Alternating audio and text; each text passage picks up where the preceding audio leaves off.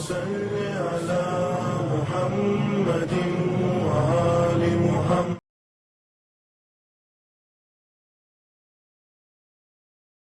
अस्सलामु अलैकुम वरहमतुल्लाहि वबरकात। परवरदिगार आलम से इस्तदा है कि जहाँ भी रहें खुश रहें, आबाद रहें, शाद रहें। अल्हम्दुलिल्लाह इतनी अजीम तरीन मेहमानी में हम और आप जा रहे हैं। कायनात में जो उसका खालिक है अल्लाह सुब्हानहू व तआला, वो ख़ुद इरशाद फरमाता है कि ये रोज़ेदार हमारे मेहमान होते हैं। अब आप समझिए मेज़बान कितना बड़ा है, और जो उसकी नेमतें आपको ज़ाहिरी तौर के ऊपर शहरों में नज़र आती हैं, वो मेवात, वो बेहतरीन लवाज़िमात जो रमज़ान मुबारक में हमें और आपको नसीब होते हैं, वो दूसरे और बहनों में नहीं मिलते, ना उसका मज़ा मिलता है। ये है मेज़बान ने अपने मेहमानों के लिए बेहतरीन एहतमाम किए हैं। अज़ीज़ों, इंशाअल्लाह आज हमारी गुफ्तगू पैगाम जुमा में कुरान मजीद के सिलसिले से होगी। रोज़े के सिलसिले में दो एक जुमला अर्ज़ करूँगा और फिर आखिर में हालात हाज़िरा बहुत इख्तिसार के साथ। अज़ीज़ों दोस्तों, माह मुबारक रमज़ान इतना अजीम तरीन महीना है कि जिसके सिलसिले में अहादीस में जो कुछ बयान किया गया है वो आपकी खिदमत में जना वाला बयान करता हूँ, जिसमें पैगम्बर अकरम सल्लल्लाहु अलैहि वसल्लम की भी हदीस है और उसके साथ साथ दूसरे हमारे इमामों की भी हदीस है, जिसमें पैगम्बर अकरम ने इरशाद फरमाया अस्साइमु फी इबादिल्लाह व इन कान नाइमन अला फर्शिह मा लम यग़तब मुस्लिमन। कहते हैं कि रोज़ादार जो है वो मुस्तकिल तौर के ऊपर इबादत में शरीक हो जाता है जैसी वो रोज़ा रखता है, चाहे वो सो क्यों ना रहा हो। अगर सो भी रहा हो तब भी परवरदिगार आलम उसको इबादत में शुमार करता है। और मा लम यग़तब मुस्लिमन, और रोज़े में एक बहुत बड़ा बेनिफिट ये होता है कि वो बचा रहता है किससे? ग़ीबत करने से किसी बंदे मोमिन के लिए। नौमुस्साइम इबादतुन व नफ्सुहु तस्बीह। कहते हैं सोना जो है वो इबादत है, पैगम्बर अकरम इरशाद फरमाते हैं, और जो सांस ले रहा होता है वो सांस भी मुकम्मल तरीके से तस्बीह का सवाब रखती है। फिर पैगम्बर अकरम की हदीस है इन्ना लिल जन्नति बाबन युदआ अर्रयान ला यदखुलु मिन्हु इल्ला स्वाइमून। कहते हैं कि जन्नत में बहुत से दरवाज़े हैं और उसके मुख्तलिफ नाम हैं, और जन्नत का एक दरवाज़ा ऐसा है जिसका नाम रेयान है, और वो जन्नत के उस दरवाज़े में ला यदखुलु मिन्हु, कोई भी उसमें दाखिल नहीं हो इल्ला स्वाइमून, सिवाय ये कि जो रोज़ेदार हो। खुश नसीब हैं वो लोग जो इस माह मुबारक रमज़ान में अल्हम्दुलिल्लाह इस अजीम तरीन फ़ायदे को हासिल कर लेते हैं। सूमू तस्हू, पैगम्बर अकरम ने इरशाद फरमाया रोज़ा रखो और सेहतमंद हो जाओ। यानी इसका मतलब क्या हुआ? इसका मतलब ये हुआ, कुछ लोग सोचते हैं कि रोज़ा रखने से हम बीमार पड़ जाएंगे, कमज़ोर हो जाएंगे। नहीं दोस्तों, रोज़ा रखने से आपकी रूह भी मजबूत हो जाएगी, आपका जिस्म भी मजबूत हो जाएगा। क्यों? इसलिए साल भर तक हम मुस्तकिल तौर पर कुछ न कुछ खाते रहते बेचारा हमारा मैदा जो है वो परेशान हो जाता है, गलाते गलाते हज़म करते करते परेशान हो जाता है। मगर जब माह मुबारक रमज़ान आता है तो फिर सुबह से शाम तक उसको ज़रा सा मौका मिलता है आराम करने का। तो अब वो जो आराम, वो सेहतमंद अगर होता है तो पूरा जिस्म जनाब सेहतमंद हो जाता है। चूँकि इसलिए कहा जाता है उसको मैदे का उम्मुल अमराज, तमाम मर्ज़ों की माँ। तो उसका उल्टा कीजिए, तमाम सेहत का राज उसी मैदे में है जिसको हम और आप माह मुबारक रमज़ान में माशाल्लाह से उसको थोड़ा आराम देते हैं। अब आइए कुरान मजीद के सिलसिले से कुछ गुफ्तगू माह मुबारक रमज़ान की हो जाए। माह मुबारक रमज़ान में एक आयत पढ़िए आप, जिससे बिस्मिल्लाहिर्रहमानिर्रहीम, एक आयत, आम दिनों में एक आयत पढ़िएगा एक ही सवाब मिलेगा, मगर जैसी माह मुबारक रमज़ान में आपने एक आयत पढ़ी तो आपको पूरे 30 पारे कुरान करीम के पढ़ने का सवाब मिल जाएगा आपके नाम अमल में। इतना बेहतरीन मौका जल्दी खुश नसीबी को अता होता है कि बहार कुरान का नाम भी है रमज़ान मुबारक, यानी कि माशाल्लाह से जो नहीं भी पढ़ने वाले हैं वो भी बहुत से बड़ी तादाद में लोग माशाल्लाह कुरान की तिलावत करते हैं।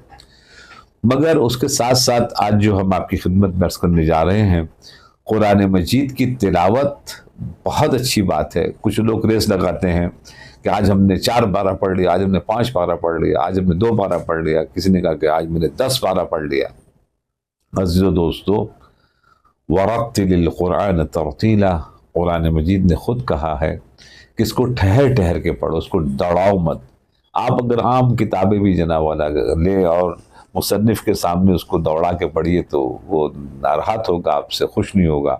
तो अब ज़रा सोचिए कि जो तरावी वगैरह हो रही है वो अपनी जगह के ऊपर बिदअत है, वो सब अपनी जगह के ऊपर गुफ्तगू है, मगर उसके अंदर में कई बार 5 दिन के तरावी, 10 दिन के तरावी, 15 दिन की तरावी, ये जो उसमें जो दौड़ाते हैं कुरान मजीद को पढ़ने के एतबार से, वो देख कर शर्म महसूस होती है, अफसोस भी आता है।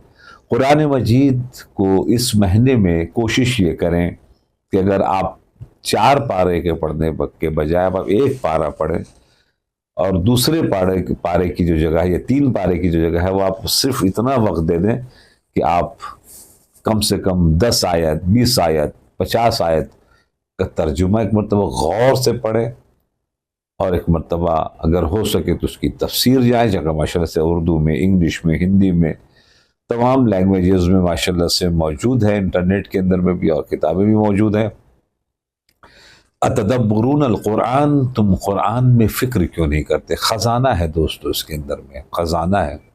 आज यूरोप वाले लोग, यहूदी, कुरान मजीद से पूरा ख़जाना निकाल निकाल के एक से एक टेक्नोलॉजी जनाब ईजाद कर रहे हैं, मोबाइल की शक्ल में, सैटेलाइट की शक्ल में, इंटरनेट की शक्ल में, बहुत सी चीज़ें जनाब वो बना रहे हैं, चूँकि उन्हें पता है कि ख़जाना सिर्फ इसी के अंदर में है, और उस ख़जाने को निकाल रहे हैं वो। मैं जोहानिसबर्ग से बम्बई आ रहा था, 7-8 घंटे की फ़्लाइट थी वाया अदीस अबाबा होते हुए। वहाँ मैंने देखा जितने भी यहूदी थे, बहुत काफ़ी तादाद में यहूदी थे प्लेन में, वो सब के सब किताब पढ़ रहे थे। हत्ता कि ऐसा भी था कि 4-4, 5-5 बच्चे लिए हुए, हम आजकल 2 बच्चे 1 बच्चे पर आ गए, वो 4-4, 5-5 बच्चे हर आदमी लिए हुए थे, अपनी तादाद वो बढ़ा रहे थे। एक तो देखने को ये मिला, दूसरा ये कि बाकायदा कोई ऐसा भी था कि मियाँ बीवी एक ही किताब को पढ़ रहे, इतना पढ़ने के शौकीन, इतना रिसर्च कर रहे हैं वो, और रिसर्च कर करके निकाल ले ख़जाना। हम दौड़ा रहे हैं किताब को, हम इसके ऊपर रिसर्च नहीं कर रहे, तो लिहाजा एक मरतबा हमें अपने ऊपर फ़िक्र करनी पड़ेगी।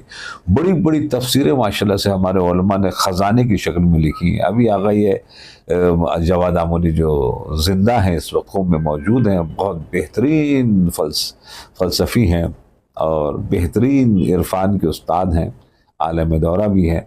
उन्होंने 80 जिल्द की तफसीर लिखी है जनाब, इसके ऊपर भी काफ़ी बहस कर रहे थे आगा खान ने। खिदमत में आप पेश करें कि आगा ये मोहम्मद हुसैन तबातबाई ने बेहतरीन तफसीर लिखी जो बुक ऑफ सेंचुरी बनी, पूरे आलम अरब में, आलम इस्लाम में तहलका मच गया था उनकी तफसीरुल मीज़ान जिसे सामने आई थी। हम कोई काम के लिए नियत करते हैं, मेरा रोज़ा, हम रोज़ा रख लेंगे और हम 4 फ़कीरों को खाना खिला देंगे, 5 फ़कीरों को खाना खिला देंगे। जानते हैं कुछ हमारे उलमा ऐसे हैं कि उनको बेचारे को सख्ती की बेवजह दफन किया, कब्र में जनाब उन्होंने नियत मानी कि हम अगर निकल गए कब्र से बाहर, आँख खुल गई उनकी, वहाँ पर ला जाकर उनको दफन कर दिया था। तो हम एक तफसीर लिखेंगे, तफसीर अहले बैत, बाकायदा आ गया कफन चोर, उसने जनाब निकाला, तो उसके बाद वो तफसील है, मैं खुलासा बयान कर रहा हूँ, बाहर निकलने के बाद पूरी अपने मन्नत को पूरी की, और जनाब उन्हें तफसीर लिखा, तफसीर मजमूल बयान, ज़बरदस्त तफसीर अहले बैत अलैहिस्सलाम के सिलसिले से। इसी तरीके से बहुत सी तफसीर नमूना है जो माशाल्लाह से उर्दू में भी बहुत जगह पर मौजूद है। तो इसके ऊपर जनाब वाला काम करें, इसके ऊपर दाखिल हों, इसके ऊपर इंशाअल्लाह ताला जो है नज़र करें, चूँकि कुरान मजीद को सिर्फ पढ़ना तो सवाब है ही, मगर उलिल अब्सार, हमने आँख वालों के लिए कुरान को नाजिल किया है। यानी अंधे सिर्फ रट्टू तोता हो जाते हैं, यानी एक मुहावरे के तौर के ऊपर परवरदिगार आलम ने ये बयान किया कि तुमको हमने आँख दी है, उसका इस्तिफादा करो। इंशाअल्लाह ताला माह मुबारक रमज़ान में कुरान से करीब होने की कोशिश कीजिए, सूरों से मोहब्बत करने की या सूरों की मारिफत हासिल, कम अज़ कम उन सूरों के सिलसिले से आप वो अपने आप को करीब कर लिए कि जो नमाज में पढ़ते हैं। आगे अंसारियान ने, आगे इमाम ख़ुमैनी ने 33 साल, उन्होंने 36 साल तफसीर की, सिर्फ सूरह अल-हम्द की, और आखिर में कहा कि मैं पूरा नहीं कर पाऊँगा। हाथ उठा लिया उन्होंने कि नहीं, इससे ज़्यादा हम नहीं जा सकते आगे, मेरे पास और बहुत से काम है, जो सब काम जनाब रह जाएंगे। तो आप ज़रा गौर फरमाए कि कितना ख़जाना है सूरह अल-हम्द के अंदर में, कि जो हम 10 सेकंड में 20 सेकंड में जनाब उसको ख़त्म कर देते हैं फ़ौरन पढ़ के। अल्लाह ने बहुत बड़ा कमाल कर दिया, जिसके अंदर में 33 साल आयतुल्लाह लोगों के सामने गुफ्तगू हो रही है, आवाम में भी नहीं गुफ्तगू, आयतुल्लाह लोगों के सामने गुफ्तगू हो रही है। और उन्होंने काफ़ी चीज़ें जनाब ख़जाने के तौर के ऊपर निकाल कर दी हैं। जब आगे मोहम्मद हुसैन तबातबाई से पूछा गया, जो वो मुफस्सिर कुरान करीम बेहतरीन है, बहुत बड़े हैं, शियों के लिए इज़्ज़त का सबब है मोहम्मद हुसैन तबातबाई साहब अल्लामा, तो उनसे पूछ लिया रिपोर्टर ने कि जब से कुरान नाजिल हुआ अब तक इतनी तफसीर हुई, तब कितने % तफसीर हो गई होगी? हम लोग 50% पहुँच गए कुरान को समझने के लिए, 80%, 90%। तो जानते उन्होंने क्या जवाब दिया? कहा कि इल्म का ख़जाना समंदर है ये कुरान, जिसके अंदर भी हमने तमाम मुफस्सिरों में छुंगलियाँ भी नहीं डाली है, यानी ये जो छोटी उंगली होती है वो भी हमने जनाब वाला भी समंदर में नहीं डाला। इतना ख़जाना जनाब मौजूद है इस कुरान मजीद के अंदर। तो कोशिश करें इंशाल्लाह समझने की, और कोशिश कीजिए कि जो भी माशाल्लाह से अपने सेंटर हैं, अपने इमाम बारगाह हैं, मसाजिदें हैं, जहाँ जहाँ तफसीर हो गई, जहाँ जहाँ नमाज हो रही है, मस्जिदों में, सेंटरों में, इंटरनेशनल हो या डोमेस्टिक हो, जहाँ पर भी हो, कोशिश कीजिए जो इसका स्पेशलिस्ट है, जिसने हौज़ इल्मिया या मदरसे का मुंह देखा हो, उसको हायर करें, उसको बोलें कि आप तकरीबन हर रोज़ आधा घंटे की, 1 घंटे की तफसीर जना बयान करें, ताकि हम लोग कुरान से करीब हो सकें। अल्लाह का वास्ता देता हो, उन लोगों से ज़रा सा दूर रहिएगा जिन्होंने कभी मदरसा नहीं देखा है, जिन्होंने कभी हौज़ इल्मिया का मुंह नहीं देखा है, और वो मिसाल के तौर पर वो तफसीर कुरान करने के लिए बैठ जाएं, तो ये एक जुल्म होगा कुरान के साथ भी, आपके जिस्म और रूह के साथ भी। जैसे जिस्म बर्बाद कर देता है कोई अगर अनप्रोफेशनल डॉक्टर अगर देख ले ऑपरेशन करने के लिए, ऑपरेशन थिएटर में घुस जाए, तो जैसे जिस्म को बर्बाद कर देगा, फालिज आ जाएगा, बहुत कुछ हो सकता है। ऐसी रूह बर्बाद हो जाती है जब कोई अनप्रोफेशनल टीचरों से इस्लाम समझना शुरू कर देता है। बहुत से दुश्मनों ने बड़े ज़बरदस्त तरीके से हमारी कौम की जो कमज़ोरी है समझ ली है कि इनको खिलाओ तो ये सुनने के लिए दौड़ते हुए आ जाएंगे, चाहे उनको कुछ भी सुना दो। औरतों को बर्तन दो, जो भी दिल चाहे, जहाँ भी दिल चाहे वहाँ पर दर्स करवा दो। तो ज़रा सा समझिए, ज़रा सा गौर कीजिएगा कि ज़बरदस्त तरीके से दुश्मन अपना काम कर रहा है। तो अपनी रूह को बचाने के लिए ज़रूरी है कि अपने बच्चों को, अपने नौजवानों को उनके हवाले कीजिएगा कि जो प्रोफेशनल है। जैसे आप अपने जिस्म को प्रोफेशनल को दिखाते हैं, वैसे ही कुरान मजीद की या इस्लाम की या तमाम क्लासेस वगैरह के सिलसिले में आप प्रोफेशनल पूछें टीचर से, आपने कौन से हौज़ इल्मिया से इल्म हासिल किया, कौन से मदरसे से इल्म हासिल किया, आप हमें कैसे बता रहे हैं? तो फिर आपको खुद ब खुद समझ में आ जाएगा। और अपने को बचाएं, अपने बच्चों को बचाएं, अपने घर वालों को बचाएं। ये तो हुई एक बात। दूसरी बात, जो ये हालात हाज़रा जनाब चल रही है, हर रोज़ सुनने को मिला, आज हमला होगा, कल हमला होगा। अगर ये हमला कर सकते होते तो हज़ारों मिनट के फासले पर, यानी जितना भी कम से कम फासला कर दीजिए, ये कर सकते होते तो कर देते। अब आप सोचिए, आप ज़रा गौर कीजिए कि इतने मुसलमान कंट्री है, 56-57 मुसलमान कंट्री है, किसी एक के पीछे नहीं लगा हुआ, क्योंकि किसी एक से भी डर नहीं है, ना अमेरिका को, ना इसराइल को, ना इस दुनिया के टेररिस्ट गुंडे यूरोप के कंट्रियों को, जिसमें जर्मन है, फ्रांस है, वगैरह वगैरह। इन लोगों से डर किससे? से ईरान से। क्यों डर है? क्योंकि ये सच बोलते हैं, ये हक बोलते हैं, ये डरते हमसे नहीं है। अभी आप समझिए कितने बड़ा अफसोस और शर्म की बात है, फ़लस्तीन में मिसाल के तौर के ऊपर अक्सरियत सुन्नियों की है, और हमारे शिया के ग्रुप मिसाल के तौर के ऊपर हिजबुल्लाह वाले ने कितना ज़बरदस्त कुर्बानी दी, जबकि जंग उनकी थी नहीं, अपने सर पर उन्होंने जंग ले ली उनको बचाने के लिए, और ज़बरदस्त तरीके से जंग का रुख अपने तरफ भी मोड़ा। बहुत बड़े बड़े नुकसानात हुए, बहुत से लोग शहीद हुए, जिसमें से खुद हज़रत हसन नसरुल्लाह शहीद हुए। ये बताइए कंट्री के एतबार से कितनी मुसलमान कंट्री शरीक हुई?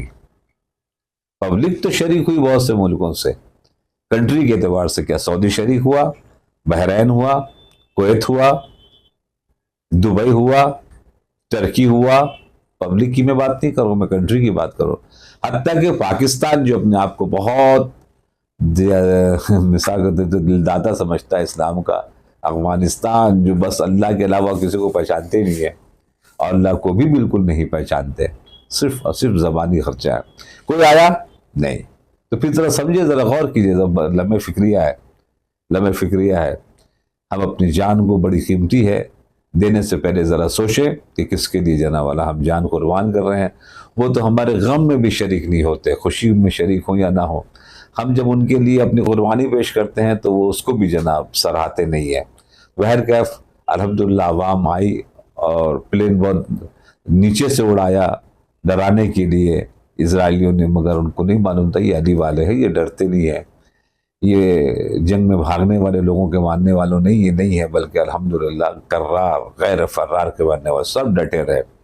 आखिर में वो डराते डराते खुद डर के भाग गए। बहर कैफ ये एक हालात जो है वो बड़े ख़तरनाक तरीके से गुजर रहे। अगर अगर अगर हमला हो गया तो फिर ये बहुत बड़ी जंग हो जाएगी, बड़ी जंग में तब्दीली हो जाएगी और फिर इंशाअल्लाह ताला हक़ का बोलबाला होगा और बातिल इंशाअल्लाह नाकाम था, नाकाम है और नाकाम रहेगा। इस माह मुबारक रमज़ान में इंशाअल्लाह दुआओं में याद रखिएगा, इस्तिग़फ़ार का सिलसिला रखिएगा, बेहतरीन इबादत सलावात पढ़ने की है, उसको भी इंशाअल्लाह अपने तमाम शेड्यूल में दाखिल रखिएगा। बहुत ख्याल रखिएगा। मोमिनीन मोमिनात जो पिछले रफ्तार वगैरह के सिलसिले से ज़रा परेशान है, अगर हो सके तो उनकी मदद भी कीजिएगा। वस्सलामु अलैकुम व रहमतुल्लाहि व बरकातुहू।